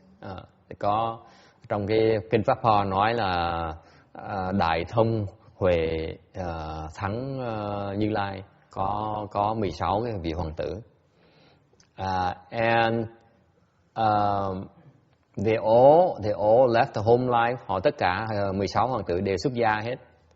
And they all upheld the Lotus Sutra. Họ đều tụng trì cái kinh Pháp Hoa. And now they all have become Buddhas. Bây giờ họ thành Phật hết rồi. What are those three princes? Ba người hoàng tử đó là ai? One is the Akshobhya Buddha in the East, or Medicine Master Buddha. Bên Đông thì có Lưu Ly Dược Sư Phật. In the West is Amitabha. Bên Tây thì có Ngài A Di Đà Phật. And this, right here where we are right now is Shakyamuni Buddha. Ở đây thì có Ngài Thích Ca Mâu Ni. Small world. Okay, bởi vì cái thế giới nó nhỏ lắm. This is why Shakyamuni Buddha is very, very strong affinities with both Amitabha and Akshobhya Buddha in terms of crossing over living beings. Bởi vì ba vị hoàng tử này có một cái liên hệ rất là mật thiết, lúc từ lâu rồi. Thành khi mà họ hóa độ chúng sanh cũng vậy, cũng ba người cũng dừng lưng với nhau để mà hóa độ chúng sanh. Okay? Any questions? Ai thắc mắc gì không? So that's Amitabha, đó là Phật A Di Đà. What are the causes for birth to the Western Bliss Pureland? Some of you might be interested in this. Mọi người có thể muốn biết làm sao những cái nhân duyên nào để biến sinh vào cõi Tây phương Cực Lạc. Anyone to know? Yeah? Okay. If you want to be born to the Western Bliss Pureland, muốn sinh được cõi Tây phương Cực Lạc. Okay. You cultivate three kinds of blessings. Tu ba cái loại phước. Okay. This is slightly different from the Catholic approach. Nó khác cái bên Cơ đốc giáo tí xíu. Okay. Number one, you filial to your parents. Thứ nhất là phải có hiếu với cha mẹ mình. Okay. You serve your teachers and elders. Phụng sự sư trưởng. Okay. You practice kindness. Tu cái tâm từ. You do not kill. Không được giết. Okay. And you practice the 10 good deeds. Tu 10 cái thập thiện. Any questions so far? Ai thắc mắc gì chỗ này chưa? Okay. All these, each and every one of these are planting the seeds for rebirth to Western Bliss Pureland for you. Mỗi cái thành phần này là nó trồng cái nhân để quý vị được vãng sanh trong tương lai. Okay. Number two, thứ nhì, you take refuge. Quy. Okay. You observe the precepts, thọ giới và giữ giới. For example, you lay people have the 5 precepts. Những cái vị người tại gia có ngũ giới thì nên thọ ngũ giới. Okay. You do not violate the rules of comportment. Không phạm những cái oai nghi. Okay. Oai nghi, comportment. What are the oai nghi? Quy dĩ. I don't know. Beats me. Tôi cũng chả biết nữa. I don't know if you have asked Yen Hui Fa Chu. She's Chinese. She knows more about these things than us Vietnamese. Mấy người Trung Hoa người ta biết cái này rành hơn là người Việt Nam. What are the awesome comportments? Những cái oai nghi là cái gì?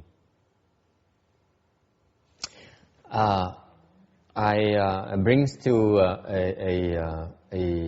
a lesson that my Vietnamese master taught me that back then that I did not get. Now I'm beginning to understand. Tôi nhớ là cái chuyện mà thầy hòa thượng của tôi, hòa thượng Mạng Giác đó, ngài dạy tôi một cái bài học này về oai nghi mà tôi không hiểu. Back then I didn't get it. Hồi đó mà ông dạy tôi 3 lần luôn. He taught this to me 3 times, at 3 different times. I still didn't get it. That's how dense I am. Dạy 3 lần luôn mà vẫn không hiểu như thường. You know what he taught me? It's one of the awesome comportment rules. Đây là một trong những cái oai nghi của người xuất gia, of left home people. He says, one day, the very first time he says, Dụng Hoa, my son. Nói ông người thương nó này Bình Hóa con ơi. And you know when the Hớsang starts out like that, you know you're in big trouble. Hòa thượng bắt đầu ngọt ngào, nói mình ngọt ngào, mình biết chắc chắn mình có lỗi gì lớn dễ sợ lắm mà ông nè. Mấy chị cô đồng ý không? Mình thấy nó thô quá, mình phải ngọt ngào sao bây giờ? Yeah. When they're so stupid and so dense, that's why you need to be so soft and so sweet, right? That's how you treat your children, right? Is that right, Hạnh Đăng, or you just beat them up? Not anymore. So he's so sweet. He says, Yung Hoa, my son. Let me tell you something about the awesome comportment of the monks that I really admire. Ông mới nói là, nè con Bình Hóa con ơi, cái này là cái mà thầy muốn nói con biết, và cái oai nghi của người xuất gia mà thầy rất là thích. You know what it is? Would you like to know? He says, when level people, okay, they look, they never glance like this. I don't know why he was teaching me that. Hồi đó ông này ông giảng, ông sư phụ tôi ông giảng tôi là con biết người xuất gia không bao giờ liếc hết. You never look like glance sideways like this. Người xuất gia, người tỳ kheo không bao giờ liếc. If you want to go to look to your left, you go like this.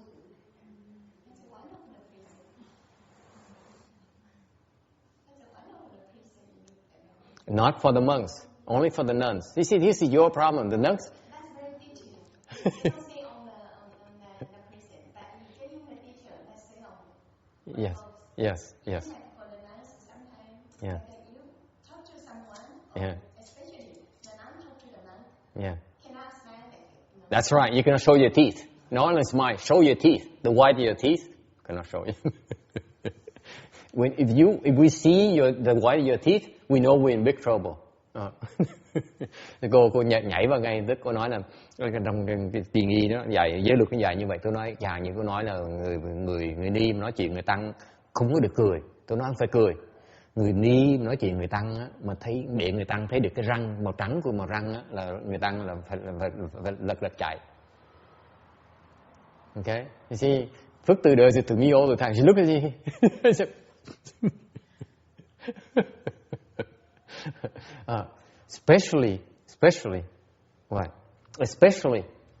Especially when it's a lay woman, nhất là người đàn bà mà người ta nhìn mình á, mà ta cười mà thấy cái răng trắng một cái là bên tăng một cái lật đật là đánh trống đánh kèm mà rút lui. Okay, so we have this rule here. The rule of thumb that usually not mentioned is that when the monks talk to, I don't know, this applies to the females as well, the nuns as well. Nói mà quý phụ nữ, mà quý phụ nữ bắt đầu cười mà nhe răng cười mà thấy cái răng trắng của thấy màu trắng một cái là lật đật kiếm cách mà chạy. Mấy bà cười. They all laughing. They're having such a good time. Anyway, so my master was teaching me that. Bởi ông thầy tôi ông dạy như vậy. Ông nói, con biết không? Con xoay, cũng nhìn qua, con không được liếc. Con phải xoay thật người, xoay con người. You don't turn your eyes, you don't turn your head, you turn your whole body like an elephant. Is that what he says in a Vinaya? Okay. Thành ra ông dạy tôi như vậy, ông hòa thượng Mang Giác dạy tôi như vậy. Lúc mà muốn nhìn qua, mắt mình mới nhìn thẳng hết đó. Your eyes are always straight. Okay.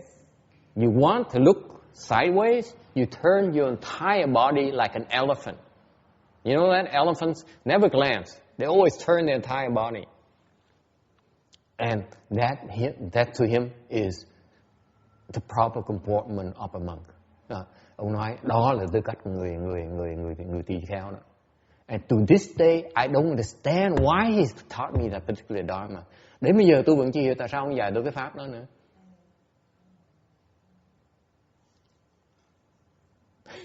Anyway. No, you know. If you think about it, to look at something, you cannot turn your head, turn your whole body, it slows you down there. You know how, like, oh, I'm thinking about that. It really slows you down the line. Yeah. My only excuse is that I have to drive. Lý do tôi có duy nhất là tôi phải lái xe. Anyway, mấy người lái xe em hiểu được cái vui này. Lái xe là phải liếc. When you drive, you have to glance, right? See? Is this one of those nonsense things again today, text or? No, it's not. Okay. So that's what he taught me. So that's what a comportment, by the way. There's like ways of behavior that is proper etiquette for left from people. That's what comportment is about. Am I correct? Is that right? Like the proper behavior, proper comportment. Cái oai nghi của người xuất gia như vậy đó. Thành ra, for example, the left from people, we have our set of rules of comportment that we're supposed to observe. Rồi cái người oai nghi của người xuất gia có những cái loại oai nghi mình phải giữ. Okay? That's why this is where you have to pay attention. Now, why? Tại sao như vậy? Tại sao? Why is it? Why is this nonsense? Tại sao nó phiền phức như vậy, phiền toái như vậy? 入境为什么？为什么我们出家人应该受皈依？为什么？是出家人的威仪是很多很多，而且很深。那么，如果要出家，就一定要守威仪，是所有这样。对。那如果不守威仪的时候，那好像我们凡夫一样。Very close. Very close. Very good. You get it? You get it? Yeah? Yeah? Yeah? Very good. Very close, actually. It's very close. Very close. You almost got it. Excellent. See? Very good for a lay person. That's very good. She says that left-from people have to observe also the comportment because without the comportment, then you're no different from a lay person. Okay. More than that, you're very close to this reason. Nói là người xuất gia phải giữ cái oai nghi của mình, tại vì nếu không giữ oai nghi mình không khác như người thường dân hết đó, người tại gia hết đó. Thiệt ra như vậy nó rất là gần đúng rồi, hoàn toàn đúng. Đúng chỗ này nè. The awesome comportment that described in our Vinaya is the comportment of the Arhats.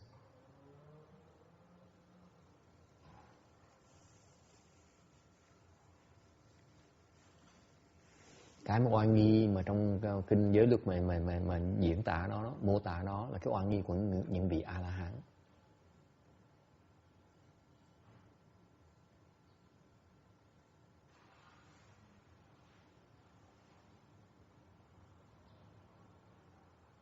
Thành nếu mà tu tới nơi tới chốn á, cái oai nghi mình nó tự động nó như vậy.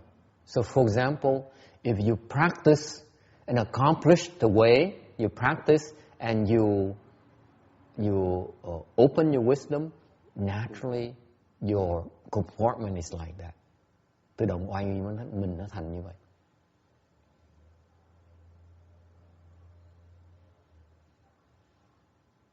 Nghe có hiểu không bác? Dạng cho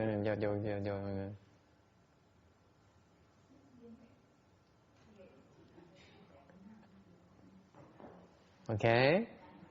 It's not because it's written down, because all those things are simply experience. Bottom line is that ultimately, when you become an arhat or higher, that's how you behave naturally.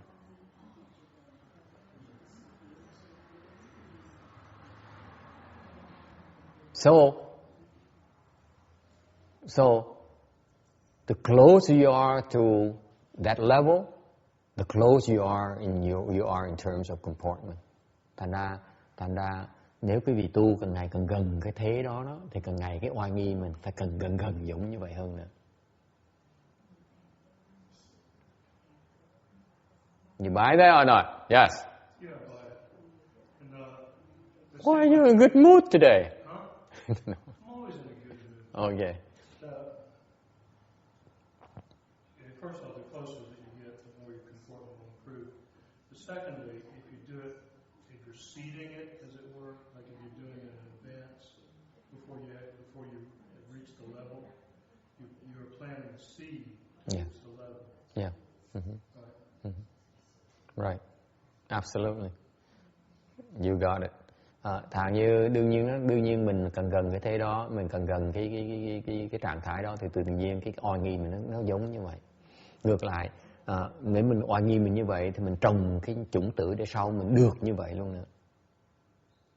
That's precisely why the comportment is taught at our level, because we are so coarse that we need to plant those seeds to get there.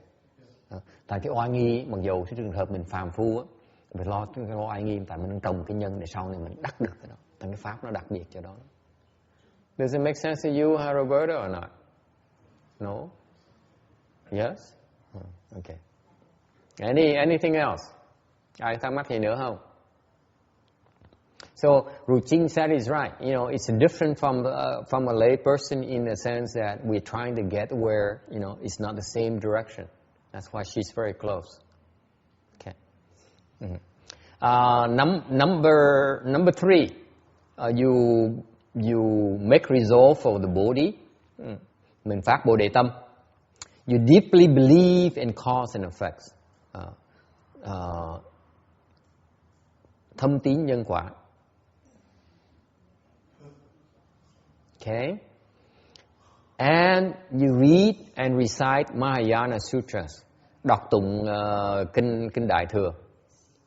You encourage to draw near and practice Mahayana. Khuyên người ta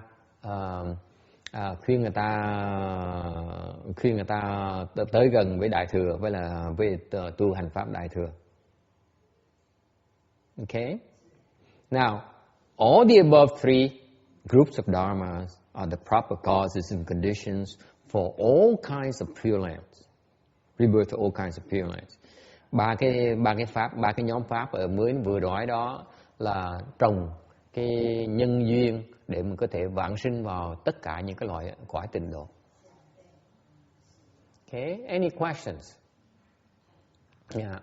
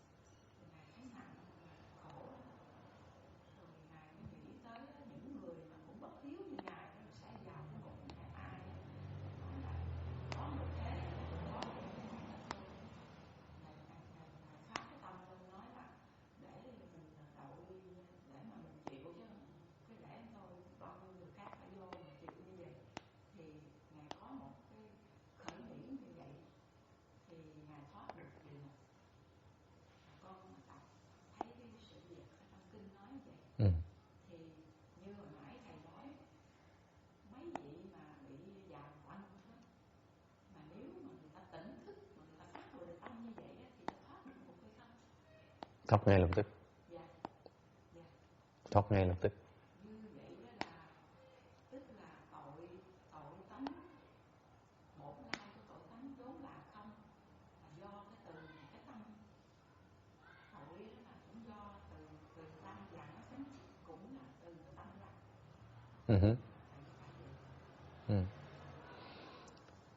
This bhikshuni is very well read. When she listens to a lecture, she brings up a lot of quotes from all over the Buddhist canon. Sư cô này đọc sách rất nhiều. Tại mỗi lần nghe pháp cô sẽ có trích ra nhiều một cái phần kinh khác nhau lắm. Okay, that's very good. Đó rất là tốt. But để cô làm trật. But that's wrong. Để cô có một cái thói này mà cô làm trật này, mà cô phải đổi lại. I'm pointing out to her that she's doing something very, very wrong. Okay.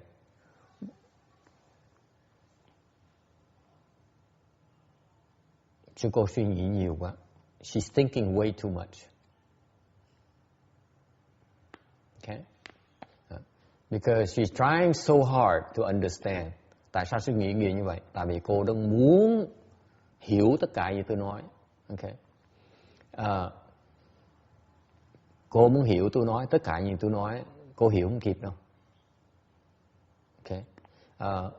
Because she cannot possibly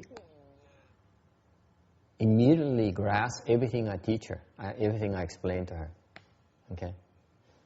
Why is that? Tại sao như vậy?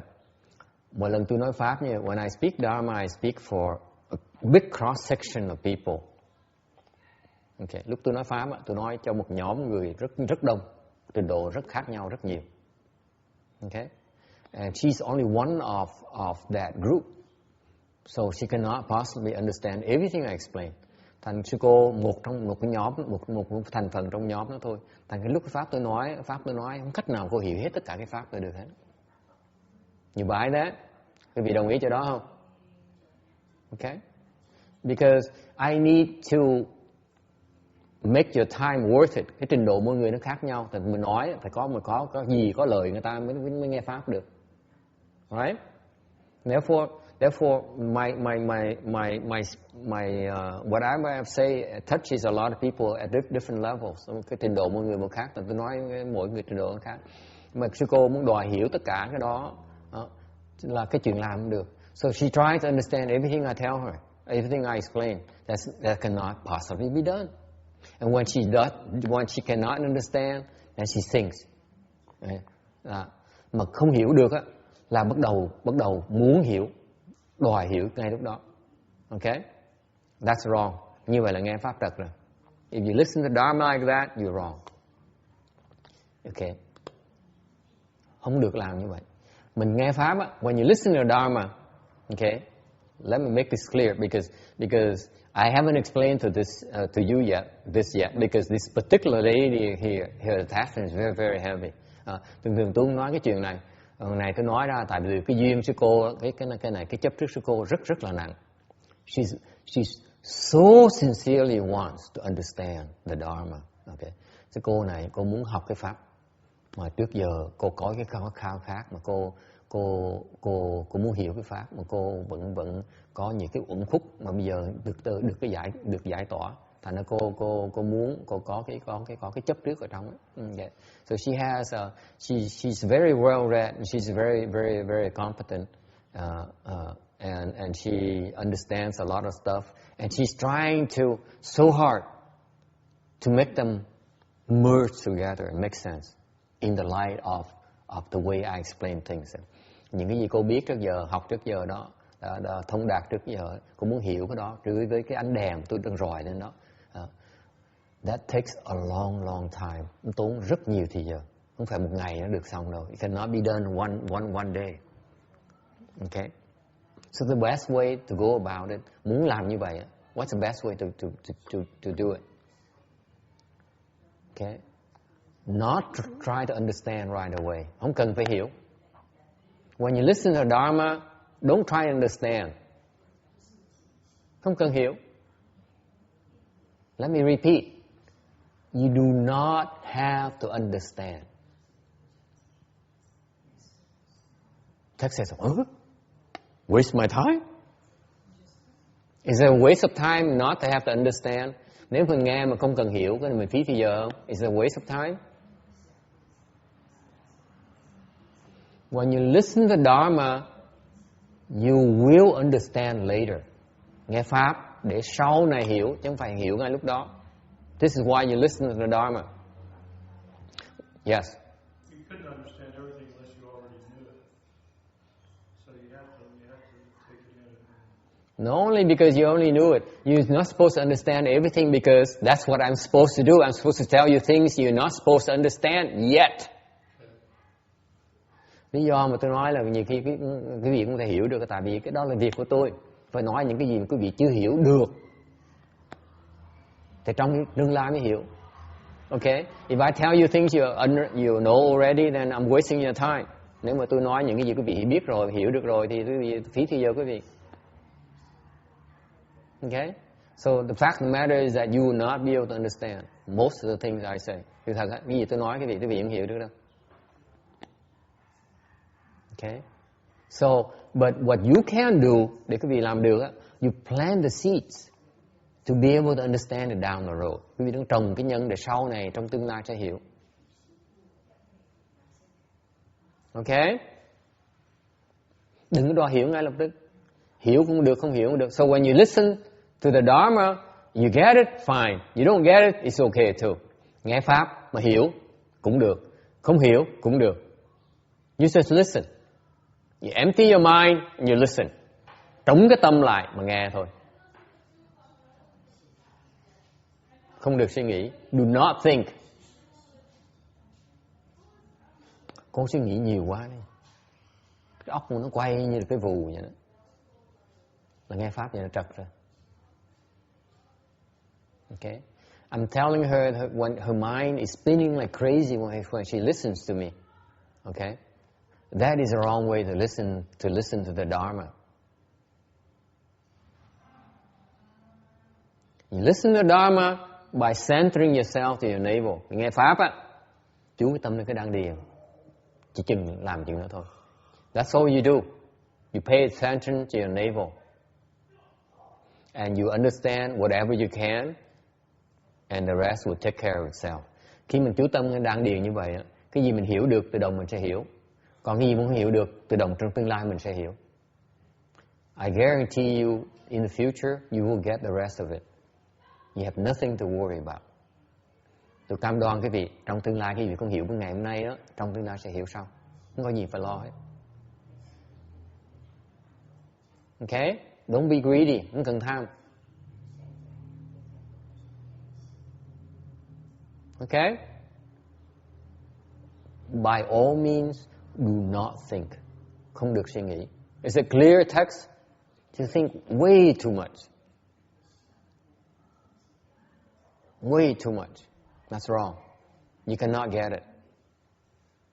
Just like yesterday, I told you that story for an hour and a half. You don't get the whole thing. It's so important.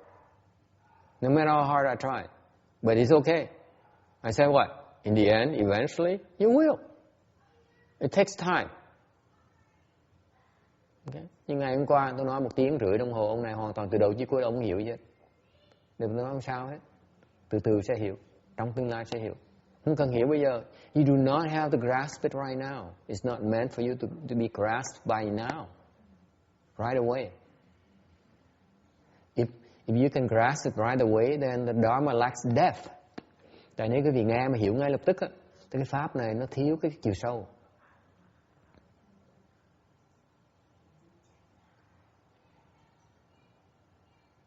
Any questions? Ai có thắc mắc gì không? See, this is something that I didn't get when I first started. I'm just like this very bhikshuni. Lúc đầu tôi tu cũng như vậy đó. Tại mình dân trí thức, mình dân bọc sách, thành mình thích đọc để mình hiểu, mình muốn thông đạt cái pháp, mình có cái ao ước, muốn hiểu. So I was just like the nun here, because I did not want to waste my time. I wanted to understand. Okay, I really wanted to understand. Okay, that is what? That is greed. Cái đó là cái lòng tham. You listen to the Dharma with a greedy mind. I can assure you, you're not getting much. Nghe pháp mà cái tâm là tham như vậy, là mình không hấp thụ được cái tinh túy của cái pháp. Chỉ hấp thụ được cái gì mình tham thôi. You can only absorb what you're greedy for. That's all you're good for. Is it clear? Thành tôi kẹt nó lâu vậy sao? I was stuck with this for a long, long time. No one ever corrected me. Okay? Ước sao?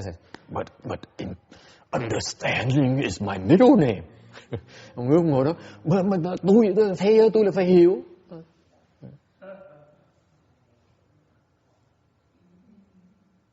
Not the way that you do it. Either you get it or you don't. That's understanding I'm talking about. Cái hiểu tôi nói này là nghe, thấy, hiểu ngay lập tức, chứ không cần suy nghĩ. Có đó là cái hiểu mà quý vị muốn có. Okay? And then you think later. You think when you need to explain it to me, then you have to think, but not when you listen. Is it clear? Let me make the distinction for you very clearly. When you listen, you just listen. When you have to explain it to me, then you have to think. Is it clear? Nghe rõ ràng không? Là tôi nói cho rõ ràng cái việc nghe. Lúc nghe, chỉ nghe thôi. Không cần hiểu. Không đòi hiểu. Lúc mà giảng người ta, thì lúc đó mình mới suy nghĩ. Tìm cách để mà giảng cho người ta hiểu là chuyện khác. Còn mình nghe là chỉ nghe thôi.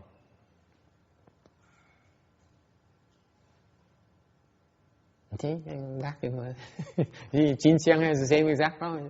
But I'm wasting my time. I need to understand. I want to understand. No.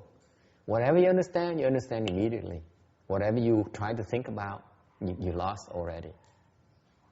Cái tâm quý vị nghe mà nghe hiểu là hiểu ngay lập tức lúc đó. Còn đang suy nghĩ về chuyện đó là đang chết, đang đuối. Sư cô cái tật đó nó rất là nặng. Sư cô phải bỏ cái đó đi. Nghe thôi. Hiểu cũng được, không hiểu cũng được, không sao hết. Lúc đó mới hiểu được. Còn bây giờ cái hiểu cô nó còn chậm quá này. Quá chậm này. So I explained to her, because cái đó là cái kinh nghiệm cá nhân tôi, nhưng mà tôi nói riêng của cô nha. This is my personal experience. What I went through, what she's going through is what I went through myself. I know what I'm talking about. Okay? When she tries to understand, okay, that's when she's lost. Because you're processing, you're no longer registering. Mình đang muốn hiểu là cái tai mình đang ù lại, mình không nghe được nữa. Mình mất hết tất cả. Cái chủng tử nó không được trồng nữa. So you're stopping yourself from getting further understanding.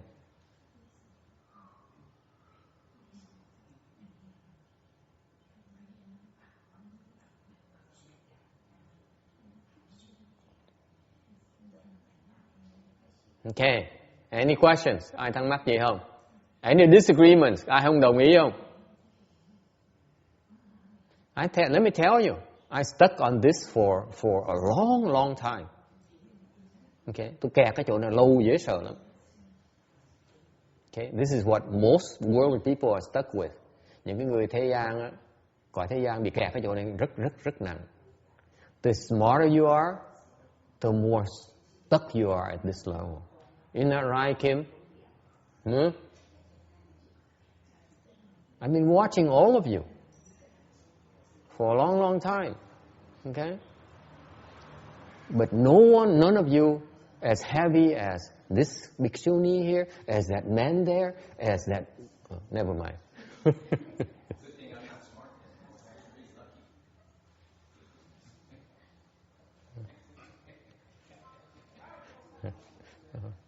Ông nói là đùa, ông nói là may tôi hên là tôi không được thông minh lắm, thành ra không cần hiểu nhiều. All of us have that problem. All of us thinking people, smart people, okay? We call ourselves thinking people, are stuck on that model. Tất cả những cái loài người mình, ai biết suy nghĩ một tí đều kẹt cái chỗ này hết, kẹt cứng. And you know, it takes a lot of blessings for you to hear this trick here, because this is exactly you shooting yourself in the foot every single time. Quý vị có phước lắm nghe được cái này tôi nói ngày hôm nay đó. You have to thank the Venerable Bhikshuni here, because it's so heavy in her that I could not help myself anymore. Tại vì cô kẹt nặng quá này. Okay? Ngày hôm qua được, ngày mới kẹt cứng lại. Ngày hôm qua thoát được, ngày mới kẹt lại. See, yesterday during the staff meeting, I freed her. Today she's stuck again. See, why? Wants to understand so much. Ngày hôm qua lúc mình nói họp xong là gỡ cô xong rồi. Ok? Tôi mới khen cái cô này được, có rễ bắt đầu nó mọc rồi. Ngày hôm nay nghe pháp một cái là nó kẹt cứng lại như vậy. Cái tạp khí nó cực kỳ nặng. Phải bỏ cái đó đi. You have to realize she's 70 years old and I keep treating her like a baby. Okay. It's not very wise of me to do that. Sư cô lớn tuổi mà tôi cứ coi cho cô như con nít vậy. Nhiều khi mình hơi thất lễ với sư cô một tí. Vấn đề nó nặng quá, phải bỏ đi. Yes. Any questions, Tex? Mr. Smart? I can make a comment. Your mind doesn't change as you get older. The mind doesn't really age. So, I'm teaching you something fundamental. I know you cannot stop your mind from trying to understand. Tôi đang dạy cái gì một cái rất căn bản. Tôi biết cái gì ngồi nghe là muốn hiểu. Ai cũng muốn hiểu hết đó. All of you have that problem. Okay? You want to understand. Okay? I'm only telling you that it's okay to want to understand, but learn to anchor yourself to your navel and try not to think so much. Hiện bây trình độ quý vị nó còn cái tạp khí nó còn nặng lắm. Thành ra tập lại đi, tập lại bằng cách là lúc mình nghe pháp á, okay? Like Ujin said, oh, this is so interesting. This is so interesting. Boy, it's been worth it so far. I'm glad I'm here today. Every single week is like that. Cái bà Quảng Ngân sau này, mỗi lần mà thoát được sống chùa một cái, từ nhà mà chạy tới chùa một cái là mừng dễ sợ. Ngồi nghe pháp thích, nơi được thích. Cái lần này nghe hay quá, xong này nó hay quá. Ngồi, you can tell her, she's like this.